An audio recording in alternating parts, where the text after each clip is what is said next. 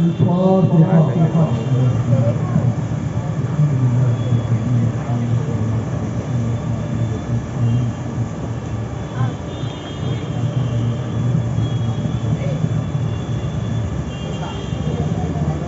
أعوذ بالله من الشيطان الرجيم. إن الله وملائكته يصلون على النبي يا أيها الذين آمنوا صلوا عليه وسلموا تسليما.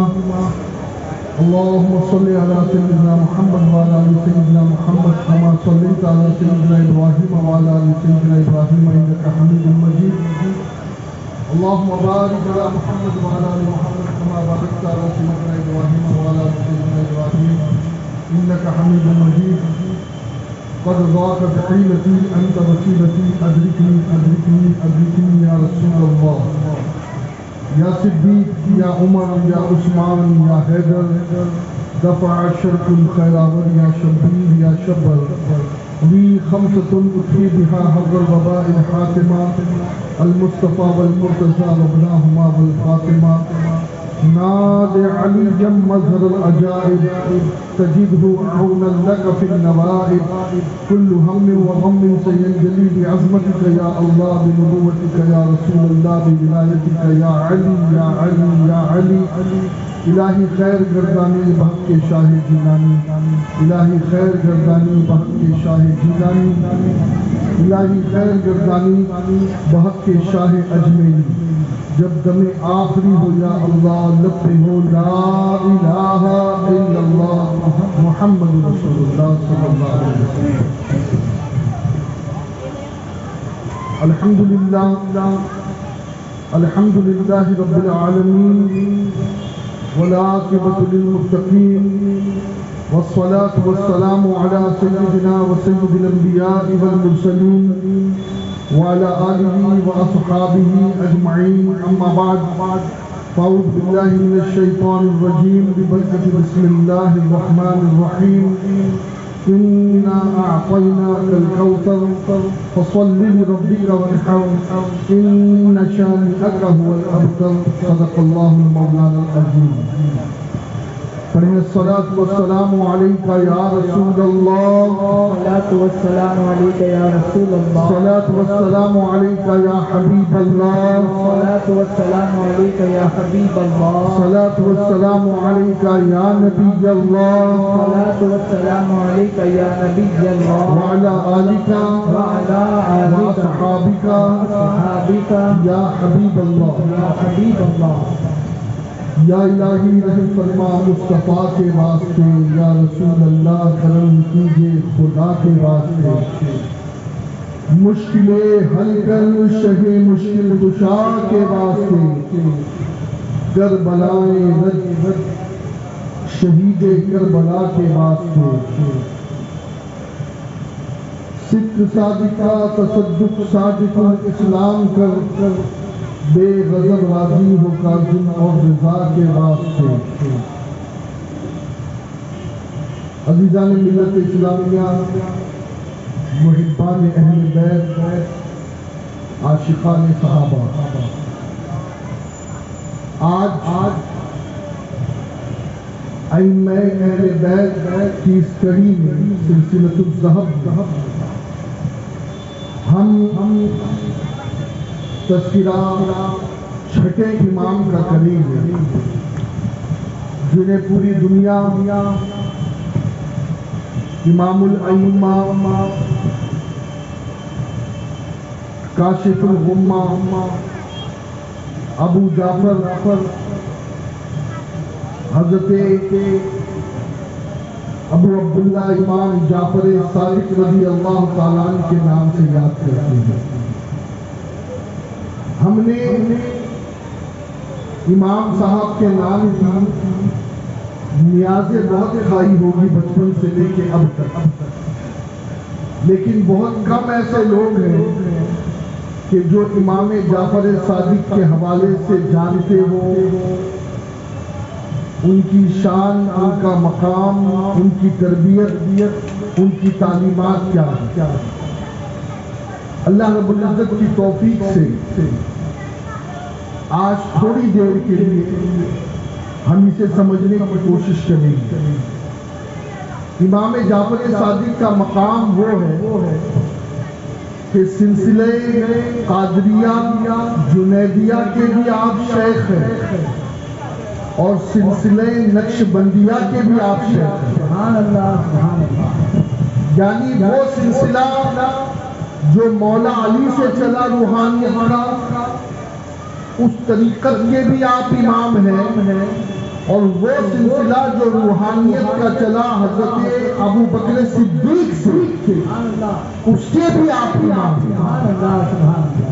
اور بڑی عجیب نسبت ہے آپ کو، بڑی عجیب نسبت۔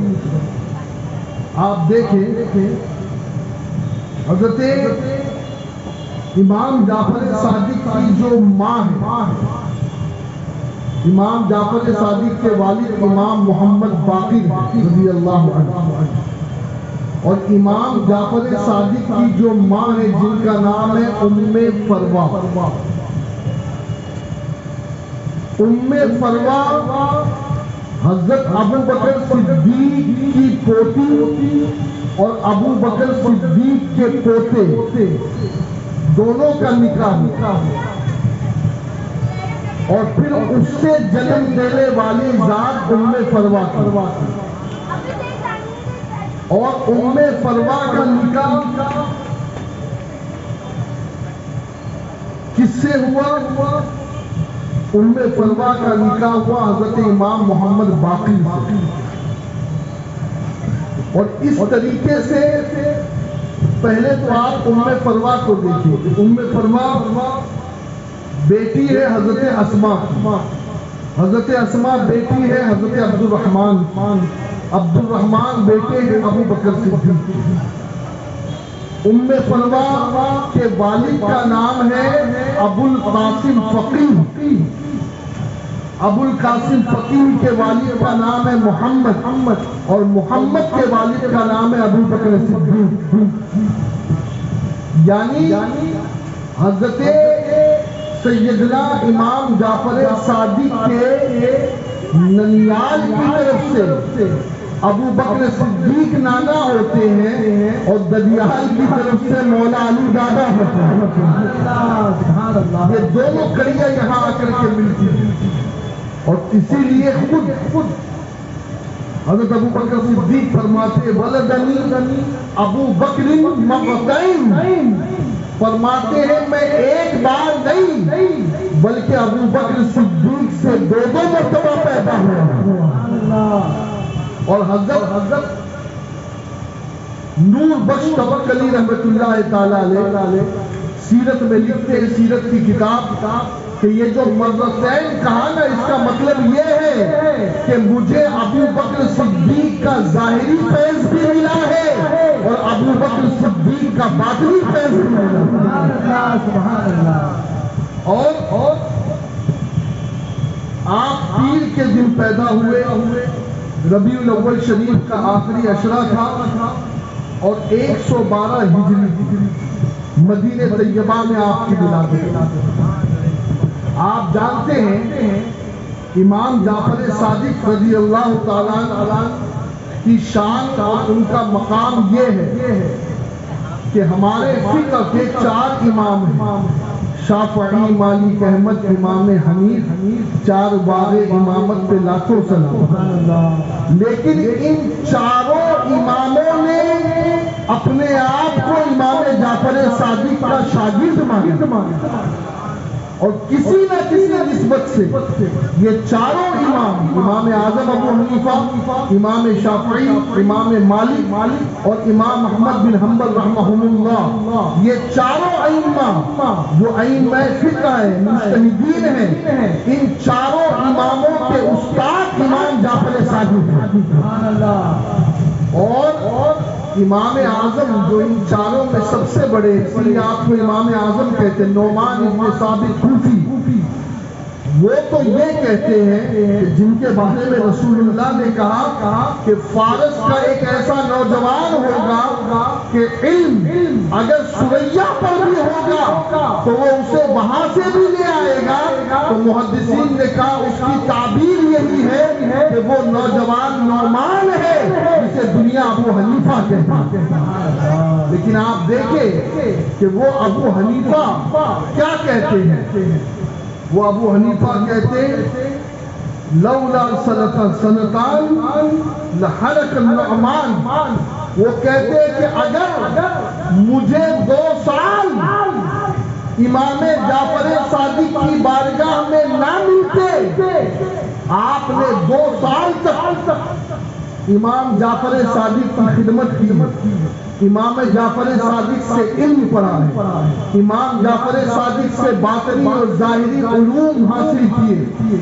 خود ابو حنیفہ یہ کہتے ہیں کہ ابو حنیفہ کو اگر وہ 2 سال نہ ملتے تو ابو حنیفہ ہلاک ہو جاتا۔ کیا بات سمجھ میں آئی؟ اور ایک روایت یوں بھی ملتی ہے کہ کسی نے حضرت امام اعظم سے ان کی عمر پوچھی، عمر تو 60 برس کی ہو گئی، کہنے لگے میری عمر 2 سال ہے۔ کسی نے کہا حضور آپ بھی مذاق کرتے ہیں؟ بزرگی نے کہا میں مذاق نہیں، میں سچ کہہ رہا ہوں۔ کہا میں اپنی زندگی اسی کو مانتا ہوں جو 2 سال میں نے امام جعفر اور امام محمد باقر کی خدمت میں گزارے، جو میں نے ان کی خدمت سے پایا۔ اگر وہ علم نعمان کے پاس نہ ہوتا تو نعمان اپنے علم سے ہلاک ہو جاتا۔ اور ایسا ہوا ہے، بہت سارے لوگوں کو ان کے علم نے گمراہ کیا۔ آپ شیطان کے بارے میں کیا کہتے ہیں؟ عزازیل اس کا نام تھا، یہ بہت علم والا تھا، لیکن کبھی کبھی جب علم کے ساتھ صحبت نہ ملے اور علم کے ساتھ اللہ کی رحمت شامل نہ ہو تو وہ علم راستے سے بھٹکا بھی دیتا ہے۔ ہاں، اور شیطان تو صراط مستقیم پر ہی بیٹھا ہوا ہے۔ آپ کو پتہ ہے ایک بات میں کہتا ہوں، امام اعظم ہی سے کسی نے پوچھا تھا کہ حضور کیا بات ہے کہ شیطان جو ہے وہ علم والوں کے اوپر بڑے ڈورے ڈالتا ہے، اتنا جاہلوں پہ نہیں ڈالتا ہے؟ تو آپ نے یہی کہا تھا کہ بات یہ ہے کہ حملہ وہی ہوتا ہے کہ جہاں خزانہ ہوتا ہے، لوٹ وہی ہوتی ہے۔ ایک جاہل کے پیچھے اتنے شیطان نہیں ہوتے جتنا ایک عالم کے پیچھے شیطان ہوتا ہے۔ ایک جاہل کو شیطان اتنا نہیں ستاتا جتنا ایک عالم کو ستاتا ہے، اس لیے کہ اسے پتا ہے نا۔ ابو حنیفہ کہیں سے جا رہے تھے، کچھ بچے گر گئے تو آپ نے فرمایا ذرا سنبھل کے چلنا، تو انہوں نے کہا حضور ہم گرے تو کوئی بات نہیں، آپ سنبھل کے چلنا، اس لیے کہ آپ گرے تو آپ کے پیچھے پوری مخلوق اور پوری امت گر جائے۔ اور ابو حنیفہ کیا کہتے ہیں؟ وہ فرماتے ہیں کہ میں اپنی زندگی اسی کو تصور کرتا ہوں جو میں نے امام باقر اور امام جعفر صادق کی خدمت میں گزاری۔ گویا بات یہ سمجھ میں آئی کہ جو اہل بیت سے ملتا ہے وہ کسی سے نہیں ملتا۔ میں دیکھیں میں آپ کو ایک مثال کے ذریعے سمجھاؤں۔ کوئی ارب خرب پتی ہے، وہ مر گیا، اس کے بیٹے کو کمانے کی ضرورت ہے، مجھے بتائیں ایمانداری، ارے بولو نا یار، نہیں نا، وہ تو گھر بیٹھے پائے گا، بنا کمائے پائے گا، بلا تمثیل، یہ تو دنیا کی دولت ہے۔ اہل بیت کے ہر بچے کا حال یہی ہے کہ انہیں کوئی استاد ملے یا نہ ملے، اللہ نے گھر میں وہ روحانیت کا ماحول دیا ہے کہ انہیں اللہ نے علم لدنی سے واپر مقدار کا سبحان اللہ، اور ان کا علم آج بھی دنیا حیران ہے، ریسرچ کر کے پاگل ہو گئی ہے، لیکن اب تک امام جعفر صادق کے علم کو نہیں پا سکتی۔ بلکہ ایک کتاب لکھی گئی ہے یورپ میں، جس کتاب کو لکھنے والے 50 مصنفین ہیں، کتنے؟ 50 میں 48 غیر مسلم ہیں، 2 مسلمان ہیں، اور انہوں نے جو کتاب لکھی ہے اس کتاب کا لب لباب یہ ہے کہ اگر اسلامی دنیا کا کوئی ہیرو ہے کہ جو ہر علم میں سب سے آگے ہے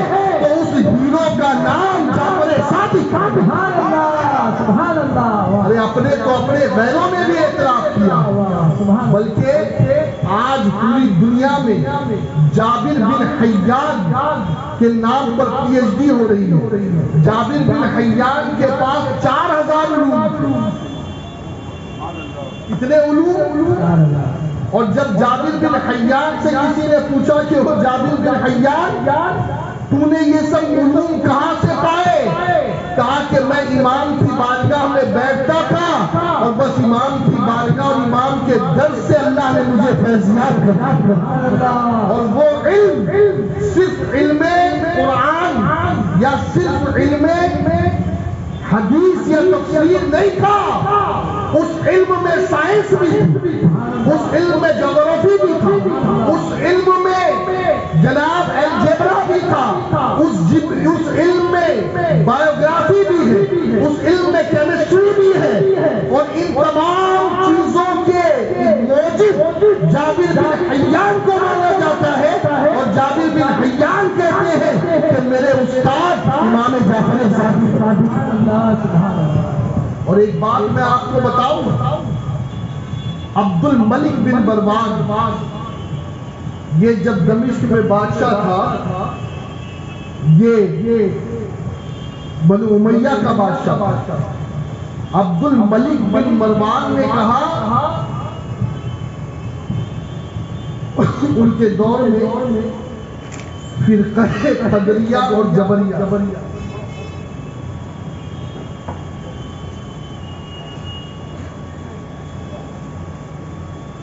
فرقہ قدریہ، ان کا عقیدہ میں پہلے آپ کو بتا دوں۔ یہ کیا کہتے ہیں کہ انسان مجبور محض ہے، انسان کچھ بھی نہیں کر سکتا۔ دو فرقے ہیں، یعنی معاذ اللہ وہ گناہ کی نسبت بھی اللہ کی طرف سے، کہ ہمارا عقیدہ کیا ہے کہ اگر کوئی گناہ ہم سے ہو جائے تو ہم اسے اپنے اوپر ملامت کرتے ہیں، ہماری نفس کی خرابی، اور اگر کوئی نیکی ہو جائے تو ہم یہ کہتے ہیں کہ اللہ کی توفیق سے، یہی بات ہے۔ لیکن سنو، یہ جو فرقہ قدریہ تھا، اس کا عقیدہ یہ تھا کہ بندہ خود مالک و مختار ہے، کوئی اللہ کی مدد نہیں ہے معاذ اللہ، اور اللہ کی مدد کچھ ہوتی نہیں ہے، استغفر اللہ، وہ منع کرتے تھے۔ اب یہ فرقے کے لوگوں کا زور بڑھنے لگا، شام کی طرف، دمشق کی طرف، بغداد کی طرف۔ عبد الملک بن مروان جو اس وقت کا بادشاہ تھا، اس نے بہت سارے مناظرے کرائے، اچھے عالم فیل ہو گئے، اچھے عالم۔ اور آپ کو پتا ہے جب کسی کی کشتی بھور میں آتی تو وہ پار لگانے کے لیے اہل بیت کے اماموں کا ہی سہارا لیتے ہیں۔ ان کو بھی پتا تھا کہ جس تالے کی چابی کسی کے پاس نہیں، وہ ماسٹر کی اہل بیت کے پاس ہے۔ جو علم کسی کے پاس نہیں، وہ علم اللہ نے نبی کے گھرانے سے عطا فرمایا۔ اب اس نے فوراً ایک خط لکھا امام محمد باقر کو۔ امام محمد باقر بہت بوڑھے ہو چکے تھے، بہت بوڑھے، آپ کی پلکیں نیچے ہو گئی تھی، اتنے بڑھاپے میں پہنچ گئے تھے۔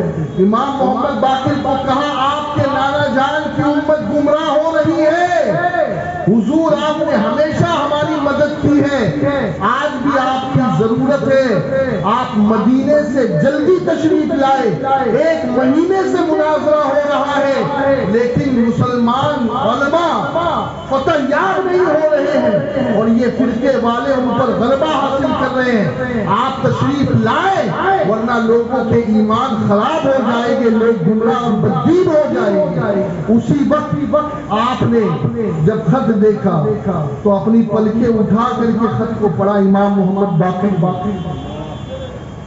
اب خط کے ساتھ ایک خط لکھا، کہا کہ میں بوڑھا ہو چکا ہوں اور تم فکر مت کرو، میں اپنے شہزادے کو بھیج رہا ہوں اور میرا بیٹا جعفر صادق انشاءاللہ اس کام کے لیے کافی ہوگی۔ اس وقت امام جعفر صادق کی عمر کے بارے میں لوگ بتاتے یا تو 11 سال یا 13 سال، 11 یا 13 سال، اس سے زیادہ نہیں۔ اب وہ خط لے کر کے ایک قاصد کو دے کر کے آپ نے اسے بھیجا، اب وہ خط آپ نے دیکھا، بادشاہ نے خط دیکھا اور ابو حضرت جعفر صادق کو دیکھا۔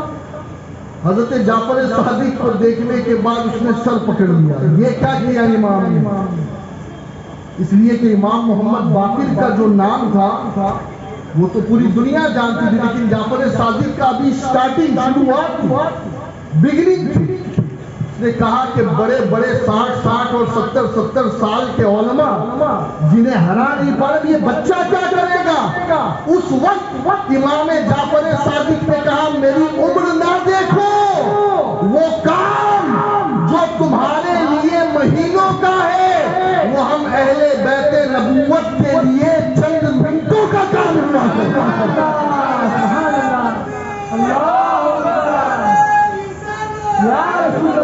آپ نے کہا کہ تھوڑا آرام کر لو، ناشتہ وغیرہ کر لو، بڑے دور سے سفر کر کے آئے ہو، کہا ناشتہ بستہ تو ہوتا رہے گا، پہلے تو مجھے ان کے ساتھ مناظرہ کراؤ۔ انہوں نے کہا 1 مہینے سے لوگ پریشان ہیں، ان سے جیت نہیں پا رہے اور آپ کہہ رہے ہو کہ آپ بغیر ناشتے کے شروع ہو جائیں گے۔ آپ نے کہا وہ اور لوگ ہیں جو مہینوں سے ہیں، لیکن ہمارے رگوں میں جو خون دوڑ رہا ہے وہ مدینۃ العلم کے بعد مولا علی کا خون ہے۔ علی کا گھر بھی وہ گھر ہے کہ جس گھر کا ہر ایک بچہ جسے دیکھو وہی شیر خدا معلوم ہوتا ہے۔ یاد رکھو مولا علی صرف اکیلے مولا علی نہیں ہے، قیامت تک کے جو بھی علی کا بیٹا ہے وہ بازوئے حیدری کی طاقت لے کر پیدا ہوتا ہے۔ اللہ اکبر۔ مولا علی کے اس شہزادے نے کہا ناشتہ بعد میں، آرام بعد میں، پہلے ان کے ساتھ بھی کھاؤ۔ اب وہ دیکھ کر کے ہنسنے لگے کہ یہ بچہ ہم سے مناظرہ کرے گا۔ آپ نے کہا تمہیں علم کی بات کرنی ہے، عمر سے کوئی مطلب نہیں ہے، بتاؤ تمہارا سوال کیا ہے؟ انہوں نے کہا ہماری بات یہ ہے کہ جو کچھ بھی کرتا ہے بندہ خود سے کرتا ہے، یہ جو تم نیکی کرتے ہو تو نیکی میں بھی اللہ کی توفیق شامل نہیں ہے، اللہ کی مدد شامل ہو، معاذ اللہ۔ بڑے عجیب فتنے لوگوں آئے اور اہل بیت نے انہیں ہمیشہ کے لیے دفن کر تحت السلام میں، ورنہ تو آج اسلام اپنی اصلی صورت میں نہیں ہوتا۔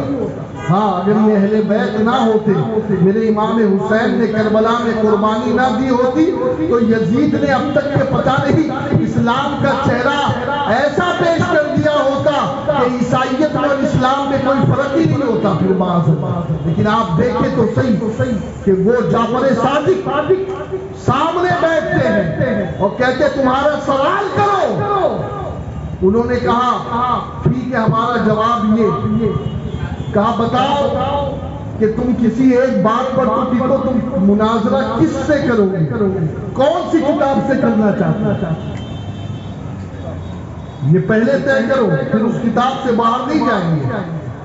تو انہوں نے کہا شہزادے ہم مناظرہ قرآن سے کریں گے، جبکہ مولا علی کرم اللہ وجہہ الکریم نے مناظرے کے حوالے سے جو خارجیوں کے خلاف آپ نے کیا تو آپ نے کہا تھا خارجیوں سے کبھی قرآن سے مناظرہ مت کرنا، اس لیے کہ یہ اپنے مطلب کا معنی نکال لیتے ہیں، ان سے مناظرہ کرنا ہے تو نبی کی حدیث سے کرنا، تب جا کر کے ہم خارجیوں کو مات دے سکتے ہیں۔ لیکن ان قدریہ فرقے والوں نے کہا قرآن سے، کوئی اور ہوتا تو وہ منع کرتا، لیکن یہ جعفر صادق تھا۔ آپ نے کہا ٹھیک ہے دلیل پہلے تم دو گے یا پہلے دلیل میں؟ تو انہوں نے عمر دیکھ کر بچہ سمجھ کر کہا نہیں آپ ہی دو، آپ ہی سوال پوچھو. آپ نے کہا سورہ فاتحہ آتی ہے؟ کہا سورہ فاتحہ آتی ہے؟ کہا آتی ہے. کہا پڑھو. انہوں نے پڑھنا شروع کیا. الحمدللہ رب العالمین الرحمن الرحیم مالک یوم الدین ایاک نعبد و ایاک نستعین. کہا بس یہی رک جاؤ. کہا اس کا معنی مفہوم بھی سمجھتے ہو؟ کہا سمجھاؤ مجھے. الحمدللہ رب العالمین کا مطلب سمجھاؤ. انہوں نے کہا کہ عالمین کوئی ساری تعریفیں اس کے لیے جو عالمین کا رب ہے. الرحمن الرحیم کا مطلب سمجھاؤ. کہا وہی رحمان ہے وہی رحیم ہے. مالک یوم الدین کا مطلب سمجھاؤ. کہا روز جزا کا مالک. اہدنا الصراط المستقیم کا مطلب ایاک نعبد و ایاک نستعین کا مطلب سمجھاؤ. تو کہا کہ ہم تجھی سے مدد مانگتے ہیں, ہم تیری ہی عبادت کرتے ہیں. سبحان اللہ سبحان اللہ. کہا بس یہی رک جاؤ.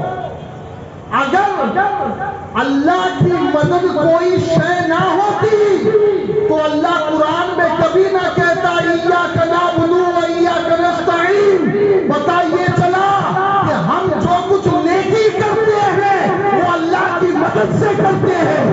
اللہ اکبر. ایک مہینے سے بڑے بڑے علماء جہاں بے بس ہو چکے تھے, امام جعفر صادق نے منٹوں میں نہیں بلکہ چند سیکنڈوں میں ان کے چھکے چھڑا دیے اور وہ مناظرہ ہار گئے اور اسلام کا غلبہ دوبارہ کبھی شروع ہو. نعرہ تکبیر, نعرہ رسالت, ذکر شہید اعظم, ذکر شان اہل بیت. حضرت امام جعفر صادق کیسے سائنٹسٹ تھے. امام جعفر کا ایک قول ہے. آپ نے کہا او ماؤ جب بھی سو تو اپنے بچے کو لیفٹ سائڈ بائیں کروٹ سلایا کرو. دنیا سمجھتی ہے کہ یہ امام ایسے ہی ہوتے ہیں, ان کے جملے ایسے ہی ہوتے ہیں, لیکن آج سائنس کہہ رہی ہے کہ یہ جملے کسی ایسے ویسے کے جملے نہیں ہیں, یہ اس کے جملے ہیں جو علم فلکیات اور علم سائنس کا جاننے والا. لوگوں نے علماء سے مسئلے پوچھے کرے, ہر چیز فتوے سے نہیں حل ہوتی. جعفر صادق کے اس بارے میں لوگوں نے سوال کیا. امام شافعی سے پوچھا حضور آپ بتائیں بچے کو دائیں طرف سلائے یا بائیں طرف سلائے. کہ اس سے کوئی فرق نہیں پڑتا, کوئی گناہ نہیں ہے. گناہ اور نیکی کی بات الگ ہے, لیکن امام نے کہا ہے تو بات تو کچھ ہے. امام نے کہا ہے تو بات تو کچھ ہے. اس زمانے میں ایک ہوتی ہے سونوگرافی, آپ نے دیکھا ہے. سونوگرافی کی ایک اپ گریڈ ہو کر کے وہ ہے ہولوگرافی. ہولوگرافی کسے کہتے ہیں کہ وہ ہواؤں کی بھی پکچر لے لیتا ہے. ہولوگرافی میں صرف پیٹ کے بچے کی پکچر نہیں آتی ہے بلکہ ہواؤں کی بھی پکچر آتی ہے. اب ہولوگرافی میں کی گئی اور پھر ریسرچ کیا گیا امام کے اس جملے پر کہ امام نے بچے کو بائیں طرف سلانے کے لیے کیوں کہا کہ ماں اپنے بچوں کو بائیں طرف سلائے. اب اس کے بعد جب انہوں نے ریسرچ کیا تو ریسرچ کرنے کے بعد وہ اس نتیجے پر پہنچے کہ جب کوئی بچہ جس کی ماں بچپن میں مر جائے اور اس کو یا تو ماں کا دودھ نہ لگے یا ماں اتنی بیمار ہو کہ وہ دودھ نہ پلا سکے, اتنی کمزور ہو, تو پھر اس بچے کو کانچ کی پیٹی میں رکھا جاتا ہے اور پھر کانچ کی پیٹی میں وہ بچہ روتا ہے. پھر انہوں نے کیا کیا, اس کانچ کی پیٹی میں ایک ایسی آواز جو ہارٹ بیٹ کی آواز ہے, ٹک ٹک ٹک ٹک ٹک ٹک ٹک, وہ ایک میوزک چالو کر دی. وہ میوزک اگر 73 بار ہو تب بھی بچہ روتا تھا. وہ میوزک 1 منٹ میں اگر 71 یا 70 بار ہو تب بھی وہ بچہ روتا تھا. لیکن اگر وہ میوزک 1 منٹ میں 72 مرتبہ ہو تو پھر بچہ شانتی سے سو جاتا تھا. اب کہا گیا ایسا کیوں ہو رہا ہے؟ کہ اس لیے ہو رہا ہے کہ جب بچہ ماں کی پیٹ میں تھا تو وہ دل کے دھڑکن سے قریب تھا، تو اس کو عادت ہو چکی تھی ماں کی وہ آواز سننے کی، وہ عادی ہو چکا تھا، اور جب ماں کی ہارٹ بیٹ کو سنتا تو روتا ہوتا تب بھی چپ ہو جاتا۔ لیکن اب اگر کوئی دائیں کروٹ پر سنائے گا تو دل بائیں طرف ہے، وہ ہارٹ بیٹ اسے پہنچے گی نہیں، لیکن اگر بائیں طرف سنائے گا تو وہ ہارٹ بیٹ اسے پہنچے گی۔ اسی لیے دائیں طرف سنانے میں بچہ روتا ہے، اور میرے امام نے یہ ریسرچ کر کے 1450 سال پہلے بتا دیا کہ بچے کو دائیں طرف نہیں بلکہ بائیں طرف سناؤ۔ آج کے سائنسدان حیران ہیں، یہ ہے میرے امام کا علم۔ ایک شخص آیا کہنے لگا حضور اللہ ایک ہے تو اتنی پوری کائنات کا نظام دیکھ کیسے لیتا ہے؟ وہ اکیلا ہے۔ ایک آدمی اس نے اپنی عقل سے سوال کیا، ایک آدمی کو بس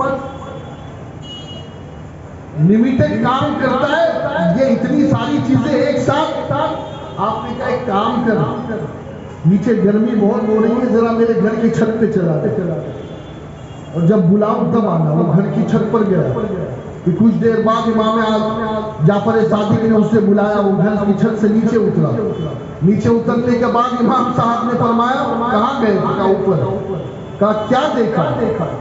کہا حضور صحرا نظر آیا، باغات نظر آئے، پہاڑ نظر آئے، ایک قافلہ مکے کے لیے جا رہا تھا، وہ قافلہ بھی نظر آیا، یہ جنگل کے جانور بھی نظر آئے، آدمی بھی نظر آئے، بازار بھی نظر آئے۔ کہا کیا کہہ رہا ہے تم؟ کہا ہاں۔ میں کہا نادان یہی تو تجھے سمجھانا ہے، اس اللہ نے یہ آنکھ کو ایک چھوٹی سی پتلی بنائی ہے، اور یہ آنکھ بھی پورا نہیں دیکھتی ہے، اس میں ایک چھوٹا سا ایک ذرہ ہوتا ہے جس میں دیکھنے کی طاقت ہوتی ہے۔ جب اس میں چھوٹے سے پوائنٹ کے اندر اتنی بڑی دنیا آ سکتی ہے تو وہ ایک اللہ پوری دنیا کو کیوں نہیں چلا سکتا؟ ایک مرتبہ ایک مقام پر مناظرہ تھا، امام جعفر صادق کو بلایا گیا۔ امام جعفر صادق مناظرے میں بہت لیٹ پہنچے، اور سامنے والوں کا کہنا کیا تھا معلوم ہے؟ جو ایتھسٹ ہوتے ہیں نا، ناستک جنہیں کہتے ہیں، وہ کہتے ہیں یار یہ دنیا تو یوں ہی بن گئی، کوئی بنانے والا نہیں۔ اکثر آپ دیکھیں گے رشیا یا پھر چائنا، اس طرف یہی سب چلتے ہیں ناستک لوگ، جنہیں ہم ایتھسٹ کہتے ہیں، دہریہ۔ ان لوگوں سے مناظرہ تھا۔ امام جعفر صادق لیٹ پہنچے، تاخیر سے پہنچے۔ اب جیسے ہی تاخیر سے پہنچے تو کہنے لگے بھائی آپ اپنی بات بتاؤ، تو وہ لوگ ناراض ہو گئے، کہنے لگے آپ کو جو ٹائم دیا گیا تھا آپ ٹائم سے۔ اب بات یہ ہے نا کہ میں گھر سے تو نکلا تھا وقت پر ہی، لیکن جب راستے میں ایک سمندر آیا تو میں رک گیا کیونکہ وہاں کشتی نہیں تھی۔ میں نے دیکھا کہ خود بخود ایک جھاڑ کٹنے لگا، اور وہ جھاڑ خود بخود جڑ گیا، آٹومیٹک کشتی بن گئی۔ پھر میں اس کشتی پہ بیٹھا، اس کشتی نے خود بخود مجھے پار لگایا، پھر جا کر کے میں آپ تک کے پہنچا ہوں۔ وہ ہنسنے لگے، کہنے لگے ایسا بھی ہوتا ہے کہ خود بخود جھاڑ کٹ جائے بنا کسی کے کاٹے، اور خود بخود کشتی بن جائے، اور خود بخود پہاڑ ہو جائے۔ کہنے لگے نادان یہی تو مناظرہ ہے، اور یہی تو سمجھانا ہے کہ جب ایک چھوٹی سی کشتی کسی کے بغیر بنائے نہیں بن سکتی تو یہ پوری کائنات، یہ عالمین کسی کے بنائے بغیر کیسے بن سکتی ہے؟ اور وہ بنانے والا ایک ہے، اور اسی کو اللہ کہتے ہیں، اسی کو اللہ کہتے ہیں۔ بڑی محبت تھی حضور سے، شہزادے تو ہے، نواسے تو ہے، لیکن ایسی محبت تھی کہ نبی کا نام جیسے ہی آ جاتا آنکھوں سے آنسو جاری ہوتا۔ نبی کا نام زبان سے آتا چہرے کا رنگ بدل جاتا۔ اگر کوئی نبی کا ذکر کر دیتا ان کے سامنے تو رونگٹے کھڑے ہو جاتے، اور جب کبھی حدیث بیان کرتے تو بہت زیادہ وضو اور اہتمام کے ساتھ مصطفیٰ کریم کی حدیثیں امام جعفر صادق بیان کرتے۔ اللہ اکبر کبیرہ۔ اب آپ دیکھیں امام جعفر صادق کی کچھ آپ کو میں کرامات بتاؤں۔ دیکھیے آج کل معاملہ یہ ہے کہ استقامت کی کتنی بھی باتیں بتائیں تو لوگوں کو اتنا زیادہ متاثر نہیں کرتی۔ میں کہوں کہ امام جعفر کی کوئی نماز قضا نہیں ہوئی تو لوگ کہتے ٹھیک ہے یار وہ تو نمازی ہوں گی، وہ تو تہجد گزار ہوں گی، لیکن امام جعفر صادق نے خرق عادت سے یہ کیا وہ کیا، تو یہ چیزیں لوگوں کو، تو میں آپ کو کچھ طاقتیں بتاؤں امام جعفر صادق۔ ایک مرتبہ ایک شخص امام جعفر صادق کے پاس آیا اور کہنے لگا حضور حضرت ابراہیم علیہ السلام کا اللہ نے قرآن میں ذکر کیا ہے کہ انہوں نے 4 پرندوں کو جمع کیا اور چاروں پرندے کا خیمہ بنایا، اور خیمہ بنانے کے بعد وہ چاروں پرندوں کے گوشت کے ٹکڑے 4 الگ الگ پہاڑوں پہ رکھے اور انہیں بلایا، تو پھر وہ سب آئے ایک جگہ جمع ہوئے اور قم اذنی کہہ کے آپ نے ان چاروں کو زندہ کر دیا۔ تو حضرت امام جعفر صادق نے فرمایا یہ قرآن میں بھی ہے اور یہ حضرت ابراہیم نے کیا بھی ہے۔ اب وہ تھا تھوڑا من چلا، اس نے کہا حضور مجھے دیکھنا بھی ہے، مجھے دیکھنا بھی ہے۔ اب آپ دیکھیں حضرت کی شان، آپ نے یہ نہیں کہا کہ تو مور لے کے آ، تو کبوتر لے کے آ، تو چیل لے کر آ، تو کوا لے کر آ۔ آپ نے آواز دی وہ طاؤس، طاؤس آپ کی آواز سن کر بھاگتا ہوا، آپ نے آواز دی او کبوتر ادھر آ، کبوتر آ گیا، کوا ادھر آ، کوا آ گیا، چیل ادھر آ، باز وہ آ گیا۔ آپ نے چاروں کو ذبح کیا، وہیں پر ان کے ٹکڑے ٹکڑے کیے اور اسے کہا جا تو خود انہیں 4 پہاڑوں پہ رکھ، اور پھر آپ نے آواز دی، اور جیسے ہی آپ نے آواز دی اللہ کے حکم سے وہ چاروں جانوروں کے مجسمے، پرندوں کے مجسمے تیار ہوئے، آپ نے سب کی منڈی لگا دی اور وہ اللہ کے حکم سے زندہ ہو گیا۔ بلکہ مکہ شریف میں ایک مرتبہ حضرت جعفر صادق رضی اللہ تعالیٰ نے گلی سے گزر رہے تو ایک ماں اور اس ماں کی چھوٹی سی بچی رو رہی۔ امام جعفر صادق وہاں پہنچے تو آپ نے دیکھا اور پوچھا مائی رونے کی کیا وجہ ہے؟ کہا رونے کی وجہ یہ ہے کہ ہماری جو گائے تھی وہ مر گئی، وہ سامنے مری ہوئی پڑی تھی، اور اسی گائے سے ہمیں دودھ ملتا تھا، اسی سے گزر بسر ہوتا تھا، اب ہم کیا کریں، اس لیے ہم رو رہے ہیں۔ آپ نے کہا مائی اگر تو کہے تو میں تیری گائے کو زندہ کر دوں۔ اس نے کہا میں پہلے سے مصیبت میں ہوں اور آپ مجھ سے ایسی باتیں کرتے، اس لیے کہ اس کے تو ذہن و دماغ میں نہیں تھا نا کہ میرے سامنے کون ہے، وہ تو یہ سمجھ رہی تھی کہ کوئی عام انسان ہے۔ آپ نے اللہ سے دعا کی اے اللہ اس گائے کو زندہ فرما، اس گائے کو زندہ فرما۔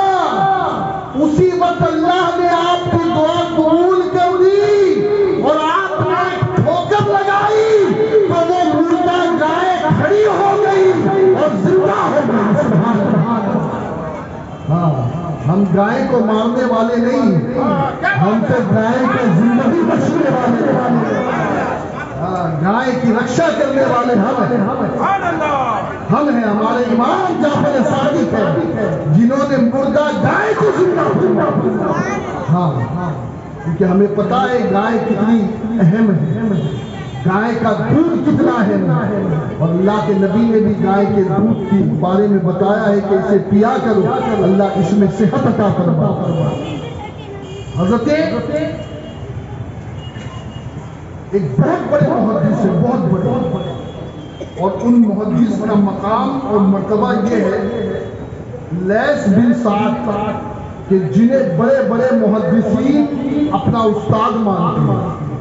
وہ لیث بن سعد فرماتے ہیں کہ ایک مرتبہ حج کے سفر میں حج کرنے کے بعد طواف کعبہ وغیرہ کرنے کے بعد میں جبل ابو قبیس پر چلا گیا۔ جبل ابو قبیس جہاں آج ان سعودی بادشاہوں کے محتاب بنے ہوئے ہیں، وہاں پہلے مسجد شمس تھی، مسجد بلال تھی۔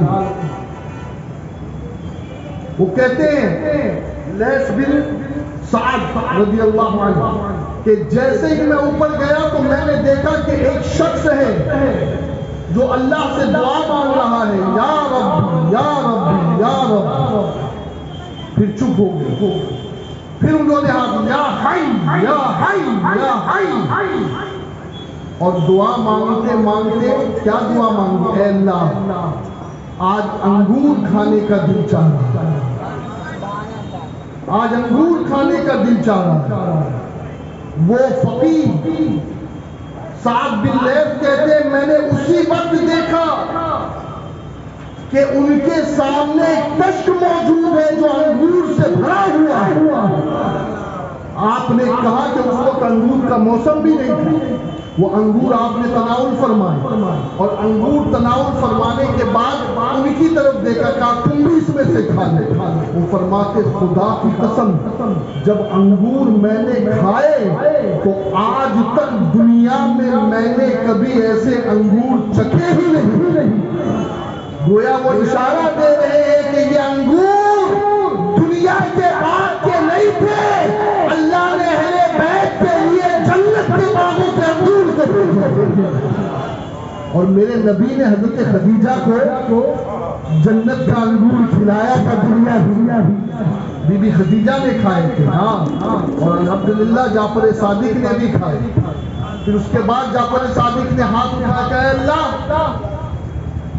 میرا یہ لباس پرانا ہو گیا ہے، پھٹ گیا ہے، مجھے لباس اللہ نے 4 چادریں عطا فرمائی۔ آپ نے اسے اس محدث کو لیث بن سعد کو کہا کہ آپ چادر لے لو، انہوں نے کہا نہیں، انہوں نے پھٹی ہوئی چادر اتاری اور یہ چادر پہن کر کے آپ نیچے اترے۔ اب جیسے ہی نیچے اترے تو ایک سائل نے صفا مروہ کی طرف، جو صفا پہاڑی تھی اس طرف کہا اے ابن رسول، اے جعفر صادق، میں غریب ہوں، مجھے لباس کی ضرورت ہے۔ اسی وقت آپ نے وہ لباس اسے عطا فرما دیے۔ حضرت سعد بن لیث کہتے ہیں کہ اس وقت میں سمجھا کہ یہ امام جعفر صادق ہے، مجھے اس سے پہلے پتہ ہی نہیں تھا کہ یہ شخصیت کون ہے۔ اللہ اکبر کبیرہ۔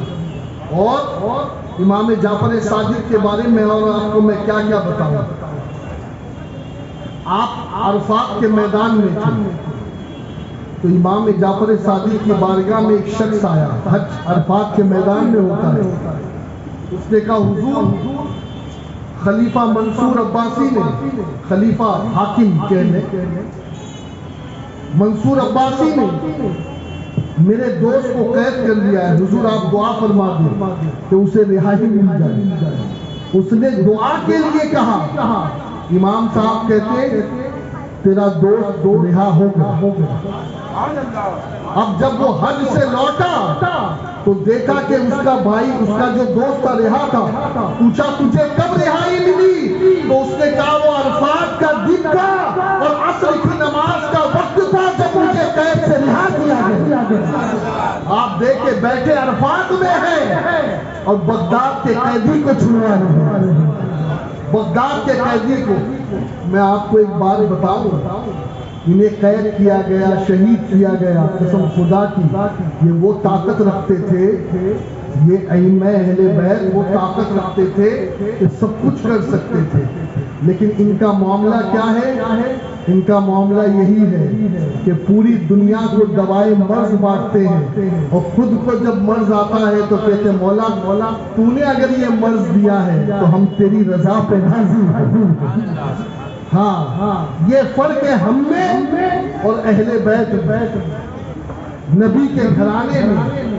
ہاں وہ اس بات کو بھی شکایت سمجھتے ہیں کہ ہم اللہ سے کہے اللہ تو نے بیماری کیوں دی؟ اللہ نے جو دیا کیوں؟ کیونکہ یہ ابراہیم کی اولاد ہے، اور جب ابراہیم کو آگ میں ڈالا جا رہا تھا تو ابراہیم نے کیا کہا تھا؟ مولا اگر آگ میں جلنا تجھے پسند ہے تو ابراہیم جلنے کے لیے تیار ہے۔ جی کسی دنیا والے سے مدد نہیں مانگی، اللہ اکبر، بلکہ ایک آپ کا غلام تھا، غلام جو عباسی تھا، اس کو ایک شخص تھا جس کا نام تھا داؤد، اس نے قتل کر دیا اور قتل کرنے کے بعد اس کا سامان لوٹ لیا۔ امام جعفر صادق کو پتا چلا، داؤد کے گھر گئے، داؤد کے گھر گئے۔ اب جب داؤد کے گھر گئے کہا تو نے میرے غلام کو قتل کیا، میں قیامت کے دن تیرا مقدمہ رسول اللہ کے دربار میں پیش کروں۔ آپ دیکھیں تو وہ داؤد یہ کہنے لگا کہ آپ مجھے دھمکی دے رہے ہیں؟ آپ نے اسے کچھ بھی نہیں کہا، آپ گھر تشریف لائے اور اس کے حق میں آپ نے بددعا فرمائی۔ دوسرا دن گزرا تھا، دوپہر کے وقت خبر آئی کہ کسی نے داؤد کو قتل کر دیا۔ ہاں یاد رکھیں، ان اہل بیت اطہار کا دل دکھانے والے کبھی کبھی تو اہل بیت کچھ کہتے بھی نہیں، لیکن اللہ ان کا بدلہ لے لیا کرتا ہے۔ بلکہ ایک بات میں آپ کو بتاؤں کہ پہلا خلیفہ جو عباسیوں میں بنا، یہ بھی ایک بڑی لمبی داستان ہے۔ امویوں کو خلافت، امویوں کو حکمرانی سے ہٹانے میں دونوں کا کام ہے۔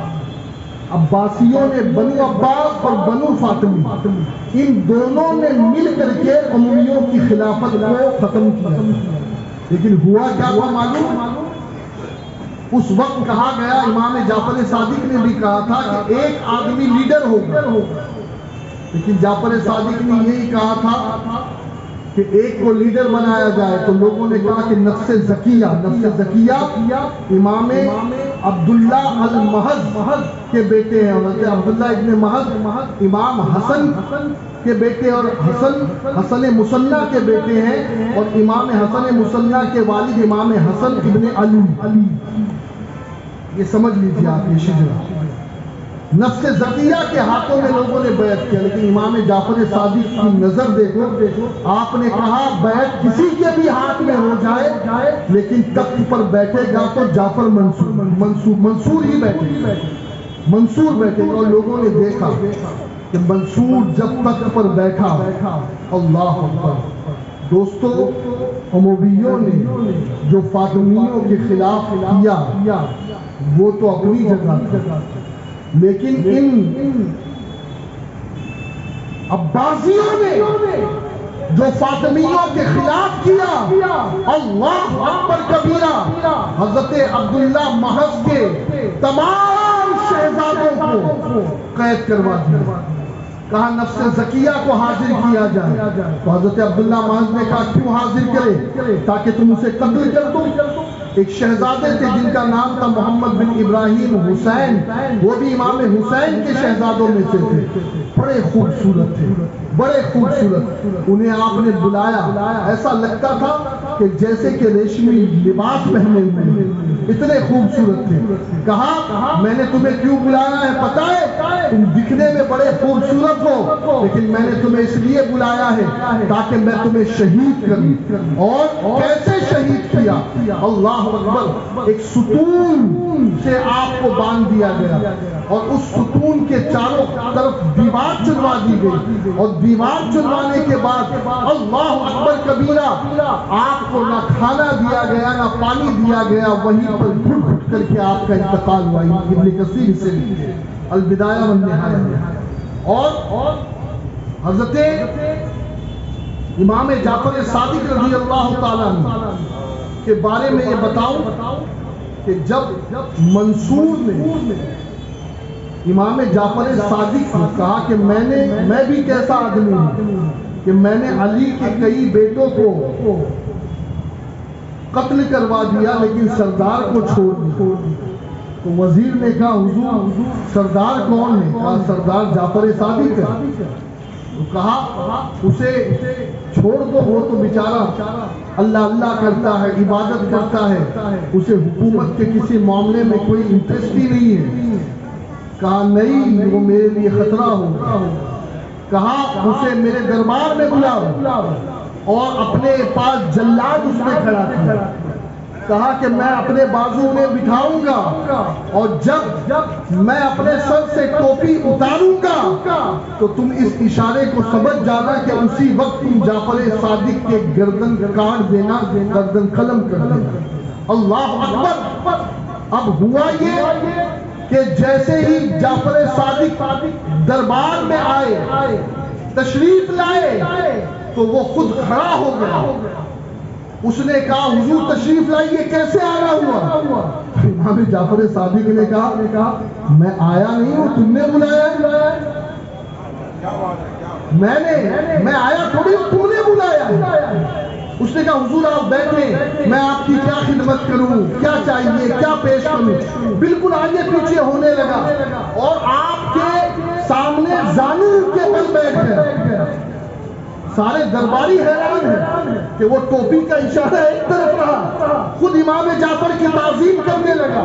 یہ پہلا خلیفہ تھا جسے منصور عباسی کہتے ہیں۔ اب جیسے امام جعفر صادق جانے لگے، کہا حضور کوئی ضرورت ہو تو ضرور بولنا مجھے، میں حاضر ہوں آپ کی خدمت کے لیے۔ کہا بھائی ایک ہی ضرورت ہے، اور وہ ضرورت یہ ہے کہ مجھے بلا وجہ دربار میں بلا کر کے میری عبادت میں خلل مت کیا، آئندہ مجھے مت بلانا دربار میں، بس یہی تجھ سے کہنا ہے۔ آپ چلے گئے۔ اب جیسے ہی جعفر صادق گئے، یہ بے ہوش ہو گئے، 3 دن تک بے ہوش پڑا رہا، اور اس کے بعد ہوش آیا۔ جب ہوش آیا تو ہوش آنے کے بعد درباریوں نے گھیر لیا۔ حضور کیا ہو گیا؟ آپ نے اشارہ بھی نہیں کیا، ہم تو مارنے کے لیے تیار تھے۔ کہا جب جعفر صادق دربار میں قدم رکھنے والے تھے تو اس وقت میں نے دیکھا کہ ایک اژدہا ہے جس کا نیچے کا دانت زمین پر ہے، اور اس کے اوپر کا جبڑا جو ہے وہ میرے محل کے جو ہے اوپر ہے، اور اوپر سے آواز آئی اگر جعفر کو تو نے کچھ کیا تو یہ اژدہا تیرے محل کے ساتھ تجھے نگل دے گا۔ ہاں، یہ اللہ کی طرف سے وجہ یہ ہے کہ وہ اللہ ہے، فانوس بن کے جس کی حفاظت خدا کرے، وہ شمع کیا بجھے جسے روشن خدا کرے۔ فانوس بن کے جس کی حفاظت ہوا کرے، وہ شمع کیا بجھے جسے روشن خدا کرے۔ اللہ اکبر۔ اور سنو، امام جعفر صادق سے کسی نے کہا حضور عراق میں کچھ لوگ ہیں، عراق میں وہ کہتے ہیں کہ ہمیں ابو بکر و عمر سے بیزاری ہے۔ آپ فرماتے ہیں ارے جو ابو بکر و عمر سے بیزار ہے، جعفر صادق کا اس سے کوئی تعلق نہیں، بلکہ فرماتے ہیں جعفر صادق کہ مجھے ابو بکر صدیق سے بہت ساری امیدیں وابستہ ہیں، اور مجھ پر ابو بکر کا فیضان ہے، اور مجھے قیامت میں امید ہے کہ ابو بکر صدیق میری شفاعت فرمائیں گے۔ بس ایک آخری بات عرض کر کے گفتگو کو میں آگے بڑھاؤں۔ امام جعفر صادق اللہ اللہ اللہ اللہ ایک مرتبہ کہتے ہیں اے مریدوں آؤ ہم سب مل کے ایک بات کا عہد کرتے ہیں، اور وہ عہد یہ کرتے ہیں کہ اگر اللہ نے مجھے بخش دیا تو میں تمہیں بغیر جنت میں لے کر نہیں جاؤں گا، لیکن اگر اللہ نے تمہیں بخش دیا اور میری پکڑ ہو گئی تو تم وعدہ کرو کہ اس وقت تم مجھے بخشوائے بغیر جنت میں نہیں جاؤ گے۔ ہاں، یہ ائمہ اہل بیت کی تعلیم ہے، اور یہ اہل بیت نے سکھایا ہے کہ لوگوں کو جب مرید کرو نا تو صرف اس نیت سے مرید مت کرو کہ ہم ان کی بخشش کرائیں گے یا ہم ان کے خیون ہار ہیں۔ کبھی کبھی مرید کی وجہ سے پیر کی بخشش ہو جاتی ہے۔ یہ اہل بیت نے سکھایا ہے، یہ اہل بیت۔ تو آپ وعدہ لیتے تھے، وعدہ، اور آپ نے ایک مرتبہ کہا اے لوگوں عمل کرو، عمل کرو، عمل کرو، اس لیے کہ قبر میں نسب نہیں، قبر میں عمل پوچھا جائے گا۔ یہ امام جعفر صادق کی تعلیمات۔ اور دوستو، امام جعفر صادق رضی اللہ تعالیٰ عنہ 68 سال کی عمر میں 148 ہجری میں آپ کا انتقال ہوا۔ جنت البقیع شریف میں آپ کا مزار شریف ہے، اور قربان جائیں، قربان جائیں۔ جب امام زید شریف رحمہ اللہ کو سولی ڈالی گئی، سولی پہ چڑھایا گیا، تو ایک شاعر تھا، بڑا ہی بے باک شاعر تھا، بڑا بے باک۔ اس نے ایک شعر کہا کہ اگر حضرت زید شریف اگر ہادی ہوتے، حق پر ہوتے تو سولی پر نہ چڑھتے۔ اسی وقت جعفر صادق نے ہاتھ اٹھایا کہ اے اللہ، اپنے کتوں میں سے ایک کتا اس پر مسلط کر دے جس نے امام زید شہید رحمت اللہ تعالی رضی اللہ تعالیٰ کے بارے میں بکواس کی۔ تو اسی وقت حضرت امام زید شہید کے بارے میں بکواس کرنے والا کوفہ سے آ رہا تھا، تو ایک شیر اسے راستے میں مل گیا، اور شیر نے چیر پھاڑ کر۔ ہاں، ان کی دعا بھی قبول ہوتی ہے، اور اگر کوئی ان کو ستائے، بد دعا کرے، تو پھر ان کی بد دعا بھی اللہ جلدی قبول فرما لیتا ہے۔ اللہ تعالیٰ امام جعفر صادق رضی اللہ تعالیٰ عنہ کے فیضان سے ہم سب کو مالا مال فرمائے۔ ایک مرتبہ بآواز بلند نبی اور